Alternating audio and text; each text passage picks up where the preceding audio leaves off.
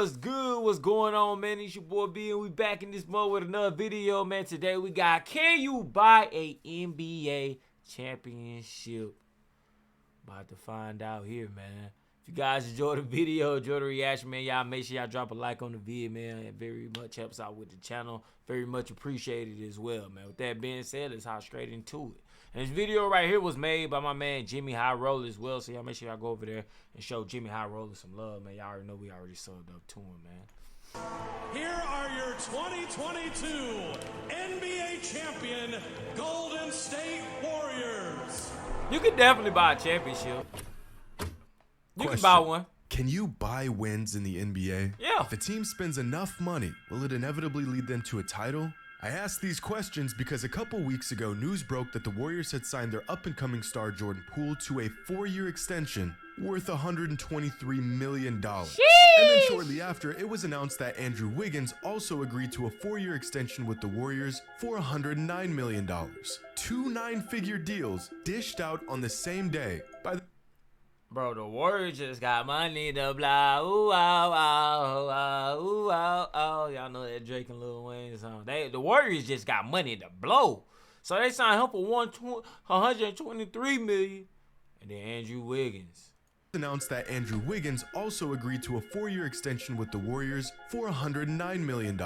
Y'all think Andrew Wiggins is worth $109 million? Let me know in the comments, man. You Warrior fans?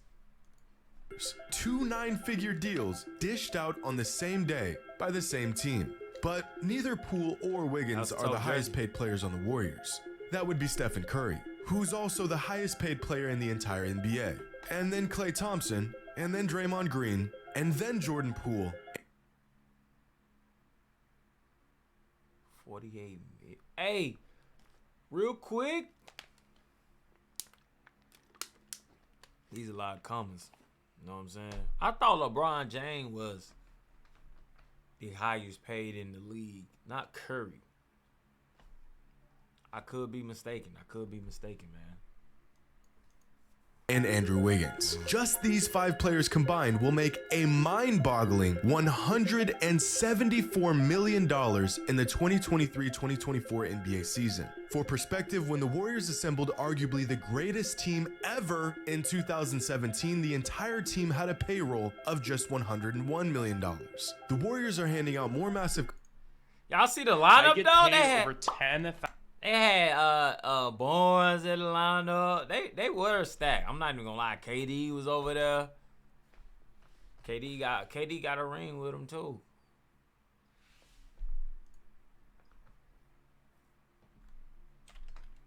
Spot at the entire team had a payroll of just $101 million. The Warriors are handing out more massive contracts than any other team in NBA history in order to retain their spot as the best team in the league. And so far, it's looking like a great investment. So, I'll ask again, can you buy a championship in the NBA? Well, there's really only one way to find out. Today's video is brought to you by SeatGeek. Under that deal. And LeBron James joined today. Back in 2010, LeBron James joined the Miami Heat as, unanimously, the best player on the planet. And in his first season with the team, he made $14.5 million from his NBA salary. At the time, this was a nice big contract for the league's premier superstar. But times have changed. Highest paid players of 2022-2023.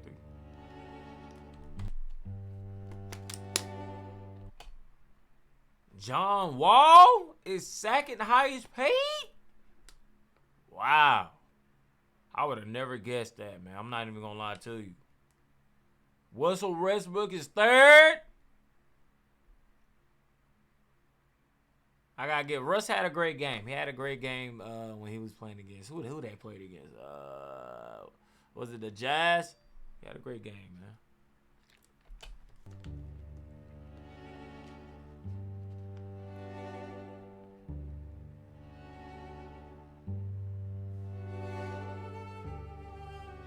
List goes on.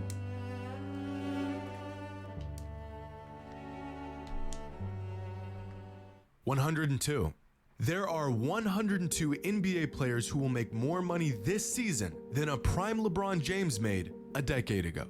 Part of this is due to inflation, but mainly this is due to the fact that the NBA simply generates far more revenue than it did back then. For sure. But throughout NBA history, teams have been willing to pay an insane amount of money to have a chance at a championship. In Michael Jordan's last season with the Bulls, MJ was paid, quite possibly, the most amount of money relative to his peers in the history of sports. In the 1997-1998 NBA season, Michael Jordan made $33.14 million from his NBA salary. By himself, MJ made more money than the combined team salaries of 19 other NBA teams that season. His contract was so massive that the league implemented a maximum salary rule the following season, which prevented teams from paying the equivalent of an entire roster's payroll to one single player. Man, look, like, he worth it, bro. You know what I'm saying? Like, they just talented, hard work.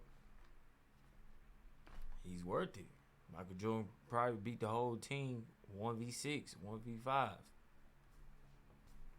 Let's put a bet in. You know what I mean? If he really worked that, let's see if he really worked that 1v5 him right now. Even by today's standards, this is a giant one-year salary. But if we adjust for inflation and total revenue driven by the league, Jordan's 1998 salary would be the equivalent of an NBA player making approximately $120 million. How is Russell Westbrook making more money than LeBron James?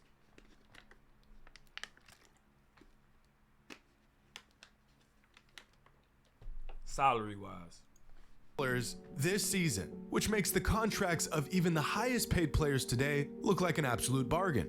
It's insane, I know, but it's true. The man was very valuable, and this massive contract would prove to be well worth the investment. I gotta see that players again. today of an NBA player making approximately $120 million this season, which makes the contracts of even the highest paid players today look like an absolute bargain.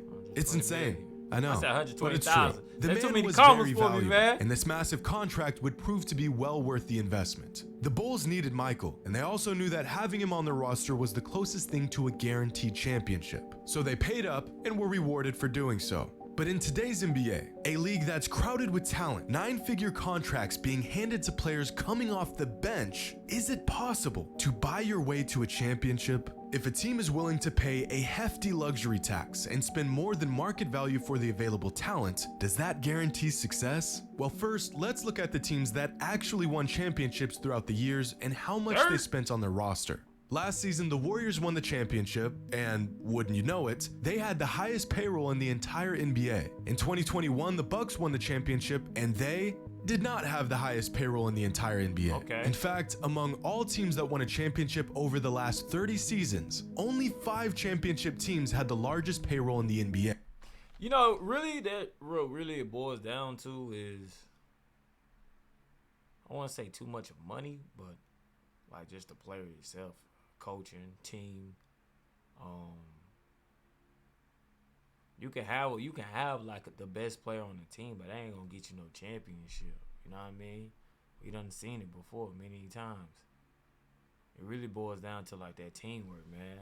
You can have a whole bunch of average players on the team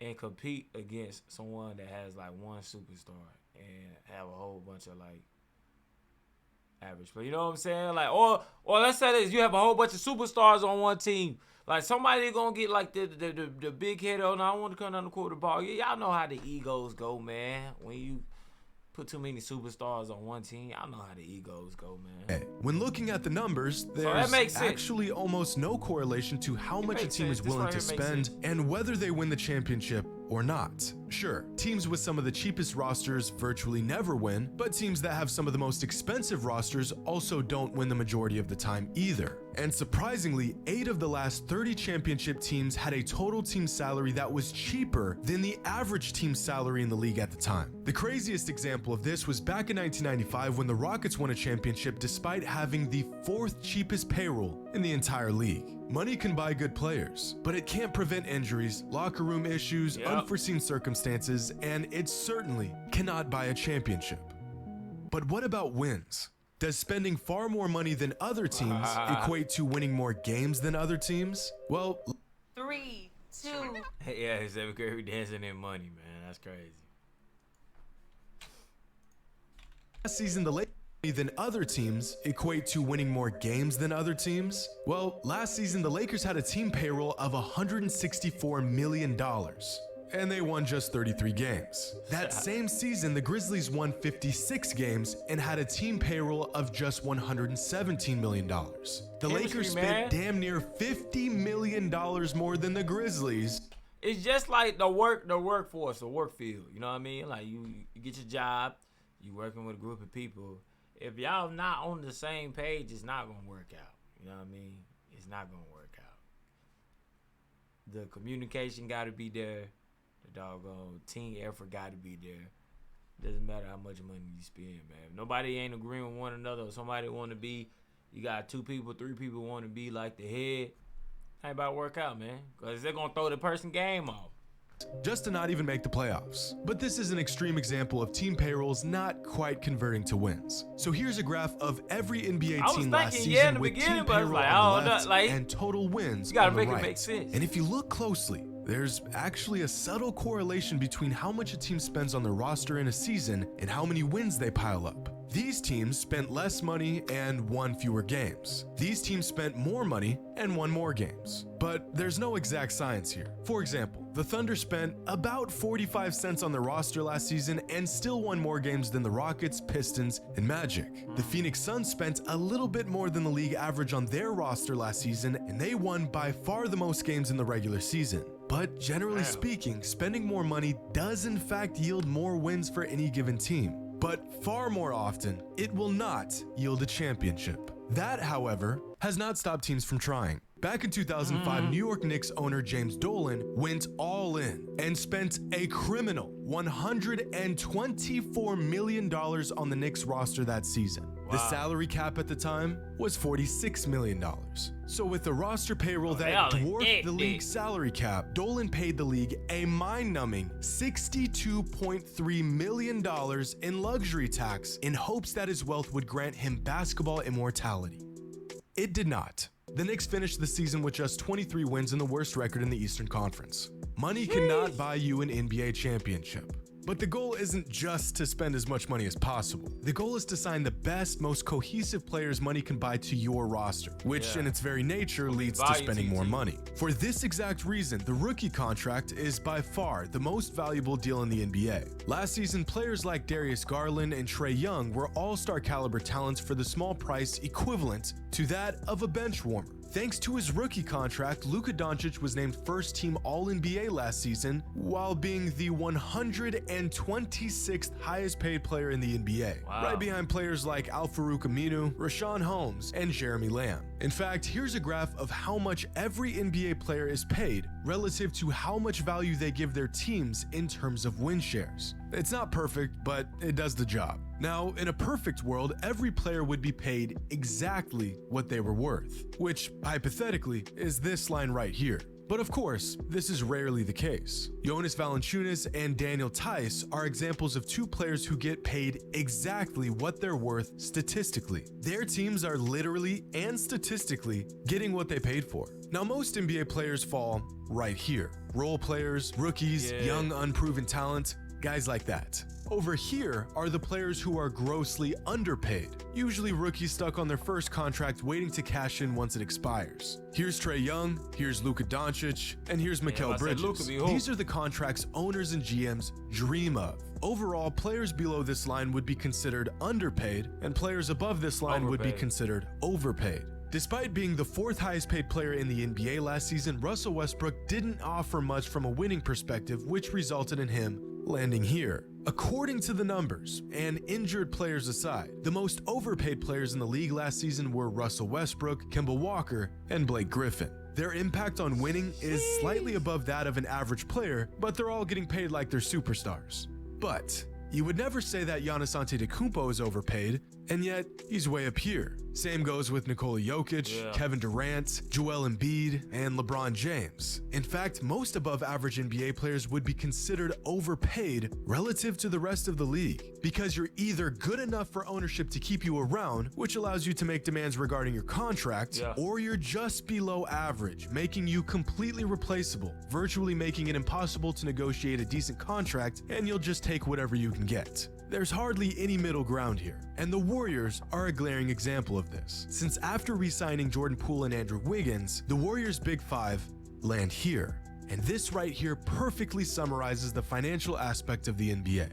Kevin Durant did not contribute 3 times as much to the Nets last season as, let's say, DeJounte Murray did to the Spurs last season. And yet, KD made 3 times as much as Murray did. Because when a player reaches a certain level of excellence, there is no formula to how much they're worth. You don't bargain with these players, and you certainly do not let them walk and risk ruining your chances at a title. You simply pay them whatever they want, and you count your blessings. But according to the rules, the Warriors can only pay Steph so much. Thanks to Michael Jordan, his NBA salary has a very finite ceiling. But the rest of the money can go to every other player that helped them win a championship last season. Steph has reached a level in the NBA, and specifically within the Warriors franchise, where he can demand virtually any dollar amount, and it would be completely justifiable. Steph could ask the Warriors for $150 million a year, and if it wasn't for the maximum salary rule, Joe Lacob would be so eager to get him his money, he wouldn't be able to pull out his checkbook fast enough. Similar to what the Bulls did with Michael Jordan in his last few seasons with the team, the Warriors are going all in with Curry. They know that as long as he's in his prime, they have a damn good shot at winning another title. Solid, boy. Hold on.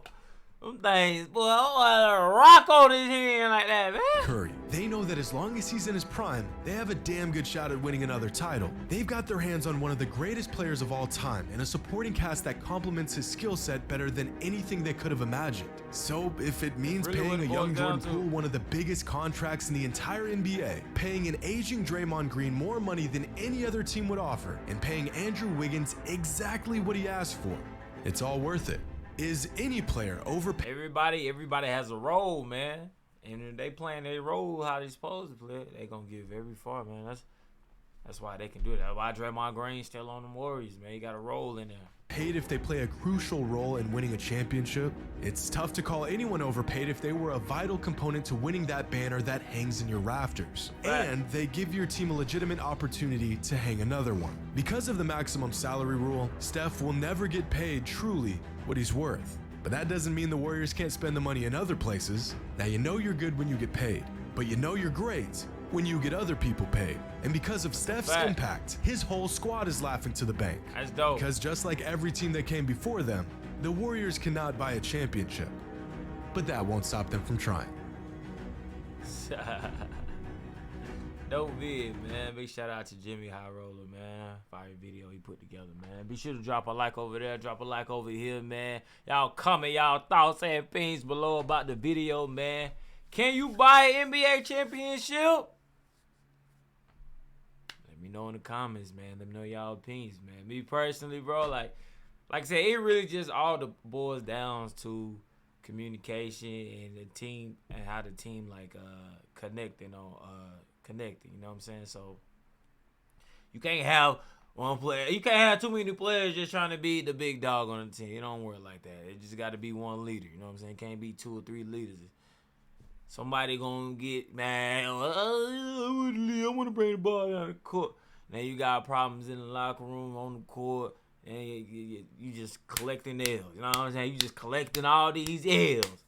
But anyways, man, dope video. Y'all let me know y'all thoughts and opinions. Be sure to check out one of the vids on the screen, because it's definitely a banger. I wouldn't miss it if I was you, man.